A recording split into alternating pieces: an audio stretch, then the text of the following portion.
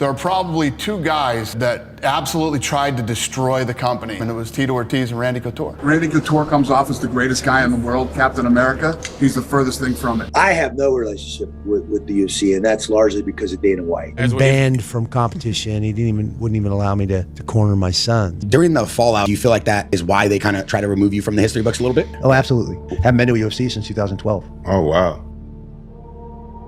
If you enjoy stories about legendary fighters, make sure to hit the like button and subscribe. Now let's step into the world of Randy the Natural Couture. Born on June 22nd, 1963 in Everett, Washington. I was born in Everett, grew up in the Linwood area. Randy Couture's early life was shaped by sport and competition. His father left when he was young. Dad wasn't really around and went to Alaska to avoid support and basically kind of hide out. Leaving his mother to support and raise him throughout his childhood. My mom raised three of us by herself. I was the only male. So I got the chore list every week and had to make sure all that stuff got done. From an early age, Randy was drawn to sports. Soccer was my first sport. She kept us in every sport and every lesson you could name.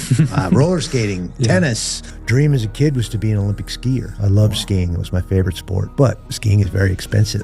I was raised in a single parent household. My mom couldn't afford to get me 3 pairs of skis and the lessons. At age 10, he was introduced to wrestling when his friend took him along to watch his older brother compete. And they thought it was funny and put Bobby and I in a novice tournament. Neither of us had ever wrestled or trained a day in our lives. And that moment became Randy's first real step into the sport. When I wrestled in this tournament, I pinned a kid with a headlock. I got my first bloody nose. I'm like, this was amazing. At 11, he began wrestling, quickly finding success as a teenager, winning major school competitions, and developing into a standout athlete. It wasn't a path then. I think I walked on that mat to try and get a dad's attention, and it didn't work, but I still found the place. I flourished. At that stage, he believed wrestling would become his career path. By the time I was a 9th grader, at the top of the heap in junior high, I won the district meet, which was as high as you could go, and then started all over again as a sophomore in high school. Going into my senior year, I sat down with my mom. I was like, look, Mom, I want to be a state champ this year in wrestling. I had a plan, basically. She got behind me and she said, go do your thing. I ended up winning the state championship my senior year in 1981. After graduating high school, he went on to attend Washington State University. However, everything changed when his girlfriend told him she was pregnant. My girlfriend pregnant, had a baby on the way, had to support a family. Couldn't afford to go to college. I'd already sold my car. She's like, look, I'm having this kid with you or without you. You know, what are we going to do? At just 18 years old, Randy chose to marry her and step into the role of provider. Take on the responsibility and step up. And Ryan, my oldest, was on the way. Which forced him to halt his wrestling ambitions and find a stable income. Wasn't going to be a deadbeat like my dad. Wow. I want to be part of this kid's life. Now I got to figure out how to support a new family on the way. So I thought wrestling was done for me. He enlisted in the U.S. Army, which provided structure and security. I joined the Army at 19 years old. So they're like, hey, we'll give you $5,000 if you enlist as an air traffic controller. Yeah. And I'm like, $5,000? Right. Holy crap. I'm in. Let's do this. I signed up. And was relocated to Germany. My first duty station was Hanau, West Germany. While there, he discovered the Army's recreational sports programs. Little did I know, 5 million soldiers stationed in Central Europe at the peak of the Cold War in the 80s, and wrestling was one of their huge sports programs there. And joined a freestyle wrestling team. A lieutenant from a field artillery unit started taking me to this German wrestling club twice a week. Ended up wrestling for that German team. Learning about Greco-Roman wrestling and freestyle wrestling, which I'd never done in school. During a tournament, he was accidentally entered into a Greco-Roman event as well. I signed up for the freestyle because it's most technically related to collegiate wrestling, which is what I'd done in school. And they somehow put me on the Greco bracket as well. I'm not supposed to be wrestling Greco. So I just walked off the mat, finished the freestyle match, and they're calling my name back on another mat. And I'm like, how the hell can that be? And I'm like, all right, let's do this. Went on to compete and won the tournament. I ended up winning the dang tournament, and I was hooked. It was such a different style. Greco is much more upright posture. It's like judo without the gi. Way more throw-oriented,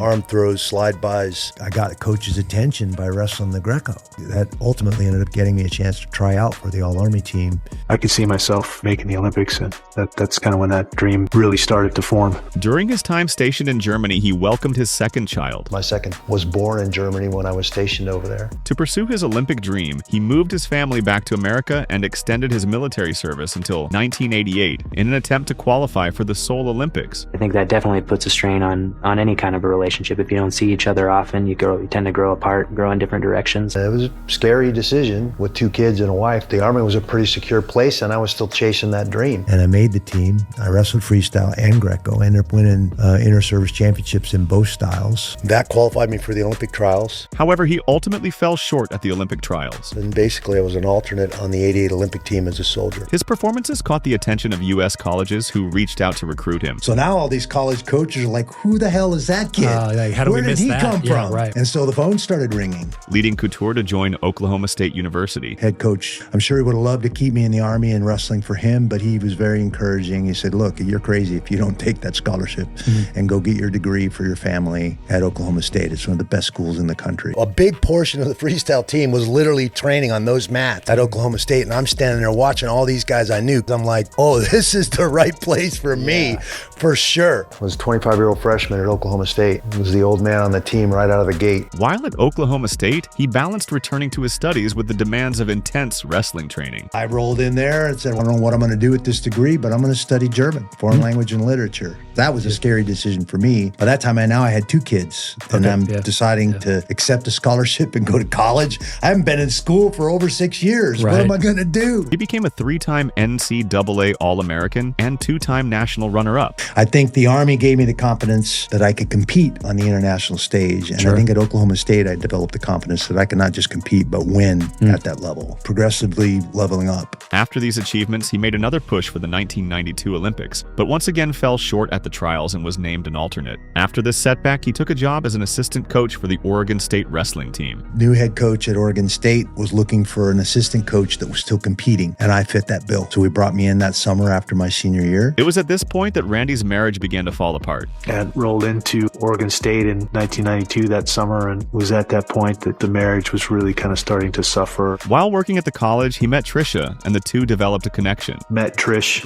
and that whole relationship kind of took off. That was right there. His wife took the children and moved to Seattle while he stayed in Oregon with Trisha. It's hard on my kids, it's hard on everybody, my entire family. After going through the divorce, he set his sights on the 1996 Olympics, but once again fell short. At that point, Couture found himself at a crossroads, unsure of where his path would lead next.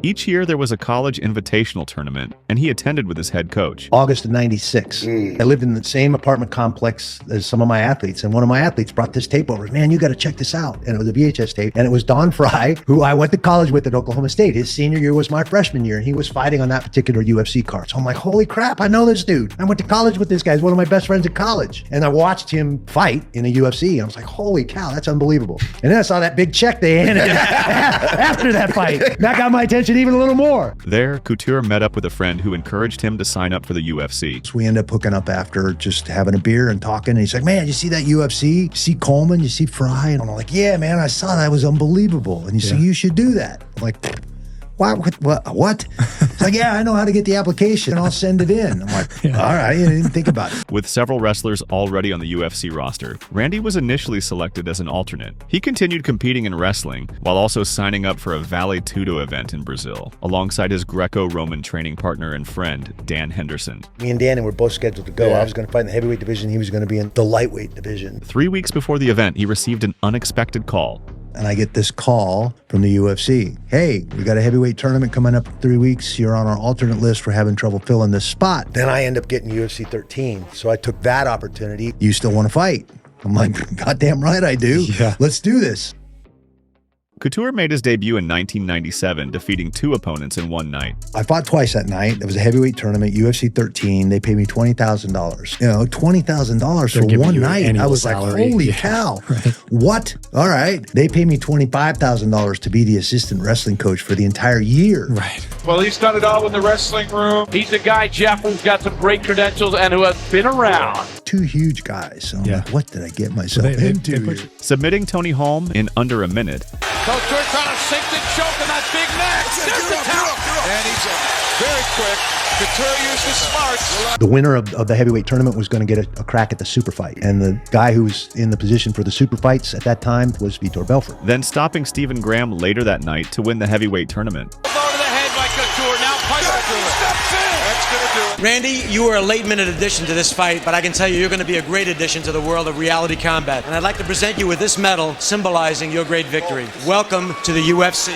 They're like, we want you in the super fight against Vitor Belfort in October. Ooh. And they offer me more money for that fight. And that was just one fight. And I'm like, coach, I need to go to California. I've got a boxing coach lined up down there. They want me to fight this guy in October. And he's like, hey, what are you going to be? You going to be a coach? You're going to be a fighter? Yeah. And I'm like, coach, they're paying me more for this one fight than you pay me for the year. Right. Forced me to decide. He carried that momentum into UFC 15, where he was a heavy underdog. Being the underdog, where nobody has expectations on you, puts you in a great spot to go out and flourish. This old man, that's what they call me, he's going to get his butt whooped, and it didn't go that way. And defeated highly touted knockout artist Vitor Belfort via TKO, earning a title shot. Vitor Belfort was kicking everybody's butt back then, but I analyzed him technically and tactically with that wrestler's mindset and those eyes, and said, no, I can beat this guy. That's it. That's it. It's over. Randy Couture has taken out Vitor Belfort. A stunning upset.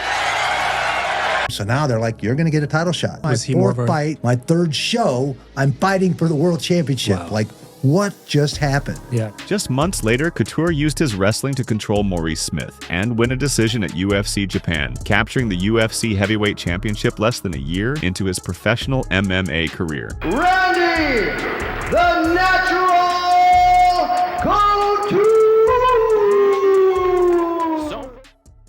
Following his rapid rise, Couture's career took an unexpected turn due to contractual disputes. I had a contract that said they were going to pay me a certain amount for a fight, and they came back and said, look, we can't pay you that much. We'll pay you. They offered me less than a third. At the time, the UFC was facing a major political backlash, Well, I think we were all worried the sport was going to die. with U.S. Senator John McCain famously condemning the sport as human cockfighting. They started lashing out against the sport. The criticism led to pay-per-view providers pulling support, which hurt the promotion financially. They got us thrown off of the People's Choice, which was the pay-per-view carrier. As a result, the UFC struggled to meet its contractual obligations and was unable to pay Couture the amount originally agreed in his deal. And they were struggling. And that caused me problems because I'm their new heavyweight champ. And now I have this contract that we just spent 3 weeks negotiating. They're like, though, we can't pay you that money. I'm like, we spent 3 weeks negotiating this. I'm ready to fight. Right. You got to pay me what's in black and white. Come on. So right away with the old owners, I ended up having contract issues. In 1998, UFC matchmakers wanted Randy to defend his title against Mark Coleman, but he declined to fight after the promotion failed to honor the terms of his contract. Came time to fight and defend that title against Mark Coleman. I was like, no, you chose not to pay me what you're supposed to pay me. They said, well, you choose not to defend your title. We're going to strip you. We're going to have a heavyweight tournament, crown a new heavyweight champion, and that's what brought Boss Rutan in. So they stripped him of his belt. I said, well, the hell with you guys. I'm going to focus on making the 2000 Olympic team. While preparing for the 2000 Olympic trials, Randy traveled to Japan to compete in Vale Tudo, but the night didn't go his way. He was submitted by Ensign Inoue via a first-round armbar. He then signed with Rings Japan and lost his debut there as well. Soon after, the Olympic trials arrived, and for the fourth time, Randy fell short of making the team. Now, 37 years old, he shifted his full focus to mixed martial arts. Later in 2000, he entered the Rings King of Kings tournament, winning 2 fights in one night, which set him up for the finals in early 2001. However, before he could fully prepare, he received an unexpected call from the UFC.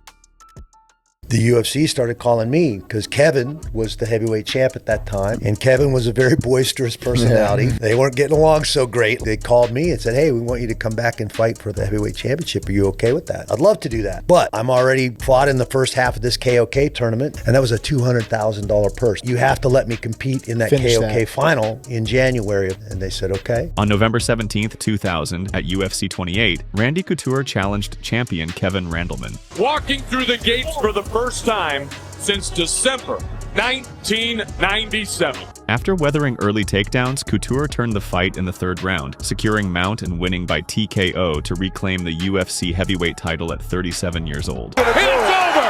It is over! Randy Couture is the heavyweight champion again! How satisfying is it to be UFC heavyweight champion once again? It feels terrific. Couture still had unfinished business in Japan. In February 2001, he returned to Rings for the King of Kings finals, defeating Tsuyoshi Kosaka by decision before facing Valentine Overeem in the semifinal. Shooting for a takedown, he was caught in a guillotine choke and forced to tap in under a minute.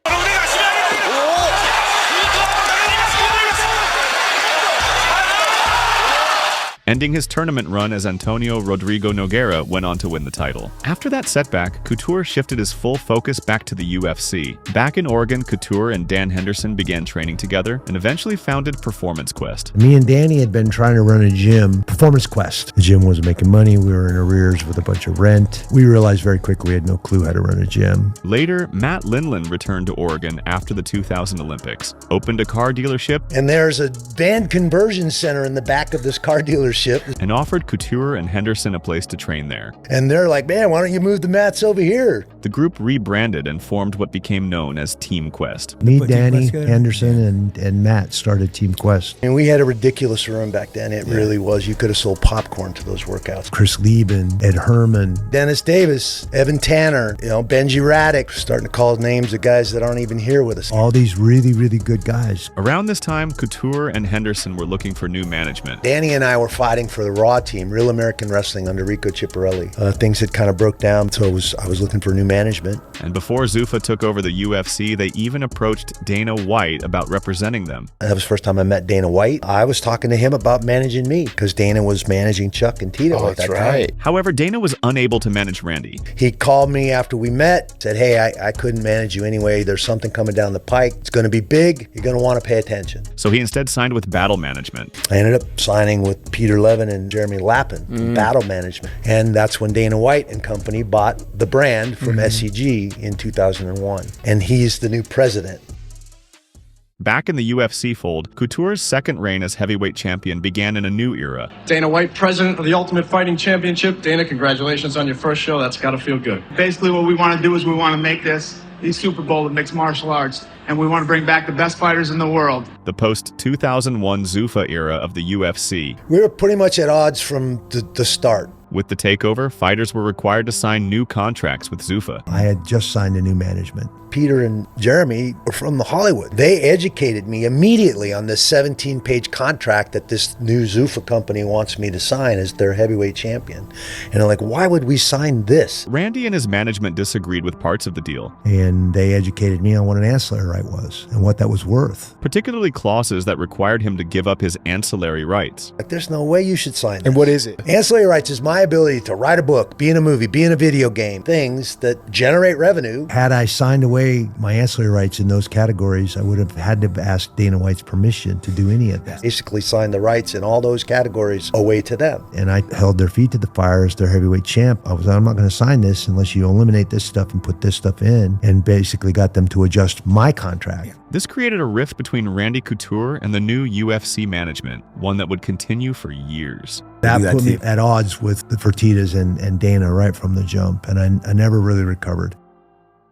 For Randy's first title defense, the UFC matched him up against Pedro Hiso, who had recently signed a new long-term deal with the promotion. I think they would have been happier if they hadn't absorbed my contract. I was a 40-something-year-old heavyweight champion. They didn't think I was very marketable. And they were constantly trying to get rid of me, trying to get me beat by Pedro Hiso, sign him to a 9-fight deal. In a grueling 5-round battle, both men absorbed heavy damage. Couture, nearly 38, relied on his wrestling and conditioning, while Hiso punished him with leg kicks and strikes. The judges awarded Couture a close, unanimous decision, though many felt Hiso had done enough to win, leading the UFC to book an immediate rematch. It went my way. The UFC didn't want Randy as their champion. They were looking to get Randy beat. Their rematch at UFC 34 left no controversy. Couture dominated the second fight, stopping Hiso by TKO in the third round and firmly establishing himself as the top heavyweight. With 2 successful title defenses, Captain America was riding high. They would have liked to have gotten rid of me, but couldn't. But a new generation of heavyweights was emerging, and tougher challenges were ahead. On March 22, 2002, Couture faced young powerhouse Josh Barnett at UFC 36. In round 2 of that title fight, Barnett managed to take Randy down and unload with heavy strikes, and the fight was stopped. Josh Barnett won by TKO to become the new champion. It was a passing of the torch, but one marred by yet another controversy. Barnett tested positive for anabolic steroids after the fight and was stripped of the title. For Couture, it was a loss nonetheless. His heavyweight belt was gone. Couture was going to be reinstated as champion, but he refused and wanted to fight for the belt. I'm not just going to take the title back. I'll fight for it. So they said, okay, we want you to fight Rico Rodriguez for the vacant title. Just months later, on September 27, 2002, he fought Rico Rodriguez at UFC 39 for the now vacant championship. Couture, at 39 years old, started strong, but fatigue set in, and in the 5th round, Rodriguez took him down and landed a crushing elbow to Randy's eye, breaking his orbital bone. Couture tapped due to the injury. And then I was winning that fight and caught that elbow in the 5th round and fractured my orbit. Probably the most serious injury I sustained in the 14 years that I was fighting. The first time a UFC fight had ever ended in the 5th round. After consecutive stoppage losses, the legend's future was uncertain. Looked like I was coming down the other side. I'd lost twice. I had one more fight on my contract. They'd set me up against Andre, who was on a tear at that time. It was a fair chance that wasn't going to go my way, and they'd finally be done with me. And then Andre broke his hand 3 weeks before that fight was supposed to happen. I had also agreed with my wife at the time, Trish, that she had wanted a kid. She would have been due that same night that I was supposed to fight Arlovsky. Rather than retire, Couture made a bold decision. He would drop down a weight class to face faster but smaller opponents. I threw my hat in the ring at light heavyweight. Said, hey, I can make light heavyweight, fight guys my own size if that was an opportunity. During this time, Dana White had scheduled Tito Ortiz to face Chuck Liddell, but Ortiz refused to take the fight, leaving the promotion scrambling for a replacement. With the event in jeopardy, Dana reached out to Couture and offered him the spot. We want to strip Tito. You mentioned you'd be willing to come down to light heavyweight. You want to fight Chuck for their interim title. Right. You're coming off 2 losses. We want to get rid of you. We think Chuck's going to knock you out. By early 2003, Couture dropped to 205 pounds in search of a fresh start at light heavyweight. At 39, he debuted against Chuck Liddell at UFC 43 for the interim title and shocked the MMA world, outworking him before finishing the fight by TKO in the 3rd round. Bring it. Couture is going to stop Chuck Liddell. To become the first fighter in UFC history to win championships in 2 weight classes. You were the underdog here. I like being the underdog. It suits me well. Tito! I don't know if you're in the house, baby, but if you want this belt, you're going to have to come in here and take it. Winning the championship placed heavy strain on his second marriage to Tricia, as the demands of travel, training, and promotion pulled him away from home and ultimately led to the relationship breaking down. Now she's going to be on her own, raising this kid a lot. I'm going to be traveling and doing all the crap I'd been doing for the 8 years. That's not what she wanted, and that was the end of my marriage. Just 3 months later, he faced Tito Ortiz in a title unification bout at UFC 44, using his wrestling to control the fight and earned a unanimous decision. Tito was prepared. He trained really hard, and Randy Couture was spanking him. I was like, oh, is he tapping? I'm like, no, he's spanking him. I'm like, oh my God. And the only thing I had was his feet, and his butt was sitting right there. And I have no idea why that light bulb went off, but I'm like, give him a spanking. Becoming the undisputed UFC light heavyweight champion at 40 years old. And has shown no slowdown at all whatsoever because of age. He's a very intimidating figure. Couture's first light heavyweight title defense came in a long-awaited rematch with Vitor Belfort at UFC 46 in 2004. But the fight ended in bizarre fashion when a glancing punch opened a severe cut on Randy's eyelid, forcing a doctor stoppage just 49 seconds in and costing him the belt. Oh my God. They have stopped the fight. What a huge letdown. He reclaimed it later that year at UFC 49, dominating Belfort before another doctor stoppage handed him the TKO win and the title once again at age 41. It's all over. That's it. Randy Couture is once again the light heavyweight champion of the world. At 41, Couture had become a 2-time light heavyweight champ. 41 years old, still incredibly dominant. You got your belt back now. It feels awesome.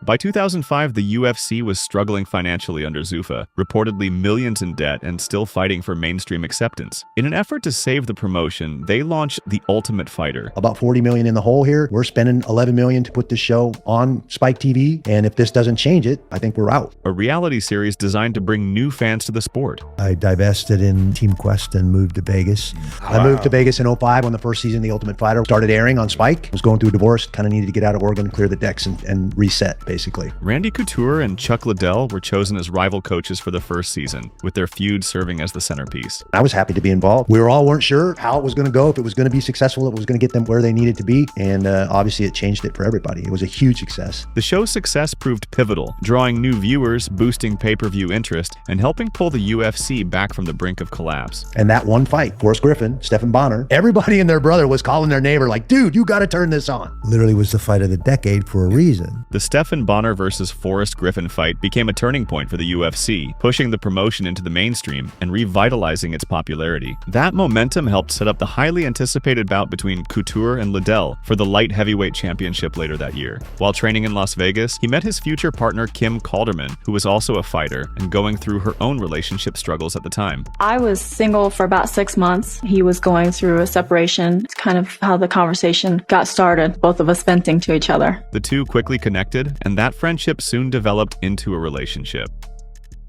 In early 2005, Couture faced Chuck Liddell in a highly anticipated rematch at UFC 52, but this time Liddell kept the fight standing and knocked him out in the first round. Threw a big left hook and missed, and that put me right in line. I've been hit the with only that time I've ever training, been knocked out. Handing Randy the first KO loss of his career and taking the title. Couture returned later that year at UFC 54, submitting Mike Van Arsdale with an anaconda choke to remain a top contender and set up a trilogy bout. The two met again at UFC 57 in February 2006, where Liddell stopped him. He made me chase him. He didn't plant his feet and dare you to come in like he used to do. After the fight, Couture announced his retirement inside the octagon, bringing his run to an emotional close.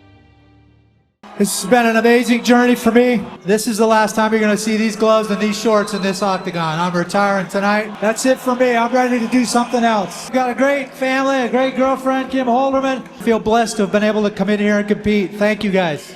Ladies and gentlemen, one of the greatest champions in UFC history, Randy the Natural Couture. I retired for a little while there because of the divorce and just not feeling like myself. And later that year, he was inducted into the UFC Hall of Fame as its 4th member. They inducted me into the Hall of Fame there. They're probably regretting that now. Around this time, he married his girlfriend, Kim Calderman. With Kim by his side, they opened a gym in Las Vegas called Extreme Couture. We started that gym in 07. Which quickly became one of the most well-known MMA training facilities in the city. It was pretty successful almost right away. Couture stayed active after retirement as a commentator and TV personality, coaching on The Ultimate Fighter and appearing on shows like Pros vs. Joes. However, retirement didn't last long. By early 2007, the competitive itch had returned. At the time, Tim Sylvia was the reigning champion and had just defeated Jeff Monson by unanimous decision. I was retired, and I started texting Dana. We were on good terms still then. At that stage, we got along. That fight was like watching paint dry. I could beat either one of those guys. Dana didn't text me back. He called me immediately. He's like, "Are you serious?" I'm like, "Yeah, dude, I'm serious." That fight was signed 3 weeks after that night. Wow. Couture signed a new multi-fight deal with the UFC and made the surprising decision to move back up to heavyweight, where reigning champion Tim Sylvia stood at 6 feet 8 inches, 263 pounds, and was 13 years younger. On March 3, 2007 in Columbus, Ohio, the 43-year-old returned to the octagon to a thunderous reception and delivered one of the most iconic performances of his career, dropping Sylvia early and controlling the fight for 5 rounds to win a clear unanimous decision and become UFC heavyweight champion for a 3rd time. New UFC heavyweight champion! Making him the oldest fighter in history to win a UFC title. Not bad for an old man. So many people doubted you. You're gonna have a lot of new people coming to your gym tonight. He defended the belt later that year at UFC 74 against Gabriel Gonzaga. Despite suffering a broken arm during the fight, Couture relied on clinch work, wrestling, and strikes to wear Gonzaga down and secure a 3rd-round TKO, proving once again that he remained a dominant force in the heavyweight division. Just when everything seemed to be at its peak, Couture's career took another dramatic turn, this time outside the cage. He pushed heavily for a super fight with Fedor Emelianenko. Most of the rankings had him as the #1 ranked guy in the world. He was fighting for pride and had pretty much beaten everybody at that time, and I was ranked #2 as the heavyweight champion in the UFC. And I'm like, well, that's the guy I want to fight. If you want to be the best in the world, you got to beat the best in the world. There's only really one fight that makes a lot of sense, and I would have hoped that that could happen in the UFC with Fedor. I don't think that's going to happen. But negotiations fell apart when M1 Global insisted on co-promotion terms the UFC refused to accept. No, I'm under a UFC contract for a minimum of 9 more months. So unless that fight happens in the UFC, it's not going to happen anywhere else for at least 9 months. Wanting the fight to happen elsewhere, Couture even considered vacating the title. The Fedor fight goes away because Fedor chooses to sign with another organization, which at my stage in my career is the only fight that really makes sense. And so it makes more sense for me to resign and walk away. In October 2007, despite still being heavyweight champion and having fights left on his deal, he resigned. UFC heavyweight champion Randy the Natural Couture has suddenly resigned from the organization. I get no respect from the organization, and I'm tired of swimming upstream. I tendered my resignation after having a face-to-face meeting with Dana White and Lorenzo Fertitta, where I laid all this out in person 2.5 weeks before I left for South Africa. So I gave them a chance to respond. I got no response. They didn't address any of it. So called a press conference at the gym, blew the whole thing out of the water. The independent contractors agreements, all the way they're controlling these athletes and the issues with our sport at that time. Now, in a letter to UFC President Dana White, Couture cited the fact that the inability for the UFC to land Pride heavyweight champion Fedor Emelianenko played a prominent role in his decision. Couture leaves 2 contracted fights on the table, relinquishes his UFC heavyweight championship belt, and also will no longer be a part of the on-air announcing crew for the UFC pay-per-view. He also spoke openly about pay discrepancies, believing other fighters were earning more despite him holding the belt. People are going to ask questions of, oh, you signed a contract 8 months ago, you seemed perfectly happy with that contract then. No, I wasn't happy with that contract then. I asked for a signing bonus. I knew a lot of other athletes were getting signing bonuses. The straw that forced me to make a decision was knowing what a lot of other guys were being compensated with bonuses and so forth, and the offer to Fedor. He was being offered more in signing bonus than I'd ever been paid for a fight. And that was like the final slap in the face. They pull another guy in from another organization because they want him, and they pay him coming in more than you've ever been paid. Are you going to feel a little insulted and hurt about that after you've been there for 11 years busting your ass? That was kind of the final straw for me. I said, you know what, they just don't appreciate me. That's when I'm supposed to leave for this big movie in South Africa, Scorpion King, and then left for South Africa with a new phone number so nobody could reach me. The UFC's response was immediate. Randy Couture's situation is, he's saying, I was told I had the second best deal in the UFC, Chuck Liddell being the number 1. But what he's pissed off about is he's hearing that Fedor, Wanderlei Silva, Matt Hughes, and all these other guys are making more money than him. So what's the answer here? Are we not treating guys right? Or are we paying guys too much? Some guys think we're paying other guys too much. Dana White refused to recognize the resignation, insisting Couture remained under contract and still the heavyweight champion. He belongs to you. Oh, he definitely belongs to me. He's under contract with me, no doubt about it. He just signed a new contract 8 months ago. The promotion accused him of being influenced by Hollywood ambitions. The things that he said and the approach that he's taken and the way that he's done it, that surprised me. It was done very Hollywood, the way this thing was done. It's pretty shitty.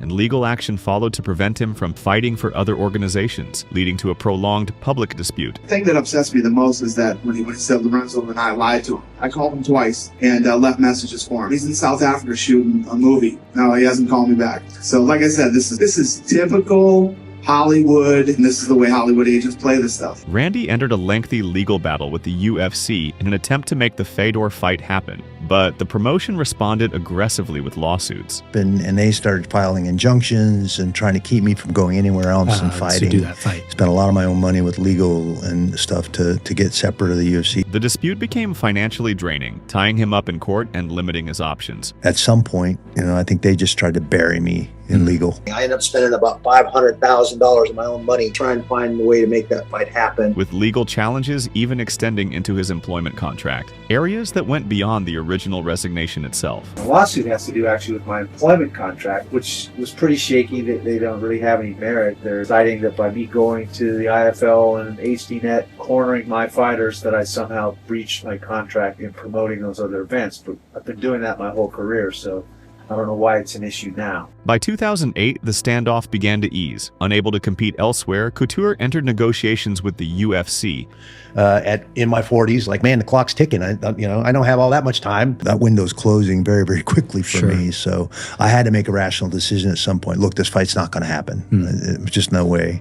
And on September 2nd, 2008, the two sides reached a new agreement. That's what brought me back to the UFC and put me in the fight with Brock Lesnar. What about Brock intrigued you as a matchup, or did you just recognize this will do big business, this could be a big payday? It didn't intrigue me at all. The company, it intrigued the UFC. Is that ultimately why you came back and took the Brock Lesnar fight, just because you were bleeding money and couldn't? Absolutely. He signed a 3-fight deal and prepared for a return to the octagon, ending nearly a year of uncertainty. When that whole lawsuit went down, when he lied about his numbers and lied about a lot of things, went into court and it didn't work out for him, that's when I really got to know him. And when that whole thing went down, I was the guy that he was attacking. When we went in that courtroom, and this guy that he's playing out to be this horrible human being, if I'm this horrible, despicable human being that he speaks about, and all these things, and the way that he was treated and all this stuff, when he was in town and he had just had his brand new baby, would you drop your brand new baby off at that guy's house to watch your brand new baby and leave him there overnight and come pick him up the next day? I don't know. What would you say? Randy returned on November 15, 2008 at UFC 91 in Las Vegas, defending his heavyweight title against Brock Lesnar in a classic clash of experience versus size and power. He held his own early with clinch work and striking, but in the second round, Lesnar landed a heavy right hand and followed with hammer fist to secure a TKO, ending Couture's reign. Lesnar is the new UFC heavyweight champion of the world! After the Lesnar fight, his personal life with Kim began to break down, and the two ultimately divorced in 2009. In August 2009, he faced Antonio Rodrigo Nogueira at UFC 102 in Portland in a long-awaited dream matchup. The two veterans delivered a hard-fought battle, with Nogueira scoring a knockdown and controlling key moments to win a unanimous decision. The fight earned Fight of the Night honors, and even at 46, Couture remained determined to keep competing. Weeks later, Couture dropped back to light heavyweight, defeating Brandon Vera by decision at UFC 105 in Manchester to become the oldest fighter to win a UFC bout at 46. I mean, Randy Couture has shown time and time again that he has dissolved all the limits, all the age limits that we put in combat athletes. And he's one of the very oldest in the world competing. By this stage, much of the bad blood between Dana White and Randy appeared to be behind them. I don't think we're really cherishing Randy and respecting him the way that we should. Couture's still doing it now. He's beating up 22-year-olds at his age and still competing at this level. People aren't going to really realize how great this guy was and what he accomplished until he's gone. In 2010, he beat fellow Hall of Famer Mark Coleman at UFC 109 via rear naked choke. After defeating Coleman, Couture took part in a high-profile crossover bout against boxing champion James Toney at UFC 118 in 2010. I love the UFC. I've always been a big fan of it, so here I am to rectify it. Many saw it as a publicity stunt. James, a good friend of yours, David Hayes, says you're delusional for fighting in MMA. He's gay. But Couture approached it seriously. He showed up to the cage that night with those neoprene ankle braces on, and I got the biggest smile on my face because I knew damn well at that moment that low single is going to work. He just gave me a grip. Taking Toney down immediately, advancing to mount, and finishing with an arm triangle choke in under 4 minutes. He knows I'm going to take him down. Yeah. I'm not going to stand around and try and box with this guy. That's silly. The dominant win reinforced the effectiveness of MMA against a pure boxing specialist. Kind of want James to have the complete mixed martial arts experience. He's an incredible human being. He's been a great ambassador for this sport. He's been incredible for the brand, and I love Randy Couture. Couture spoke with Dana about stepping away after one final fight, as ongoing injuries had taken their toll, and he was ready to retire. And the biggest issue I have is my neck. You know, that's what ultimately led to me retiring, and I don't want to have a neck surgery. Everybody I know that's had a fusion is still in pain. At UFC 129 in 2011, he faced Lyoto Machida in what he confirmed would be his last fight. In the second round, Machida landed a jumping front kick knockout. Oh my God! Ending the bout in dramatic fashion. Couture retired at 47, leaving behind a legacy as a multi-division champion, UFC Hall of Famer, and one of the most respected fighters in MMA history. One of the greats of the sport of mixed martial arts, arguably the greatest of all time, heavyweight champion, light heavyweight champion. This man is an inspiration to us all. Retirement didn't slow Randy Couture down. Even during his fighting years, he had begun building a presence in Hollywood. It wasn't something I aspired to. Athletics opened that door. They called the UFC for Cradle to the Grave in the early 2000s. And they're like, hey, we're looking for some authentic cage fighters for this movie. So me, Chuck, and Tito all got the call. And I was immediately intrigued by it. So I went and started taking some acting classes. So I started in stunts and then started getting acting jobs. His breakout role came in 2010 when he starred as Toll Road in The Expendables. The film's success led to multiple sequels, helping establish Couture as one of the few MMA fighters to successfully transition into mainstream action cinema. During this period, he also approached Dana White about securing a role as a studio analyst for UFC broadcast on Fox between 2011 and 2013.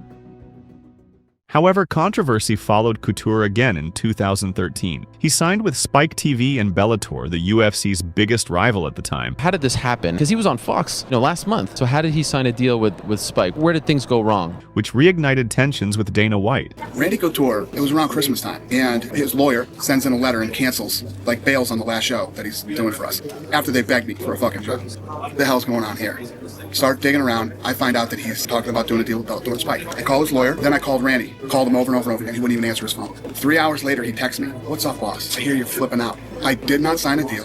with Spike or Bellator, but I'm talking to 2 other networks right now. I said, if you tell me that you did not bail on my last fucking fight and go do a deal with them, I don't give a shit what network you sign with. I did not sign a deal with them. Stop worrying, relax, and have a great Christmas. We'll talk later. To this fucking day, sitting right here, right now, we still have not talked. White publicly accused Couture of betraying the company and claimed he had been misled about the deal. Doesn't even finish his contract, and he bails on the contract and goes and does this. I am happy that he went there. I never have to deal with Randy Couture ever again. Well, I can tell you this, Randy Couture comes off as the greatest guy in the world, Captain America. He's the furthest thing from it, and I'm happy to not be in business with him anymore. Now I don't ever have to be in business with him ever again.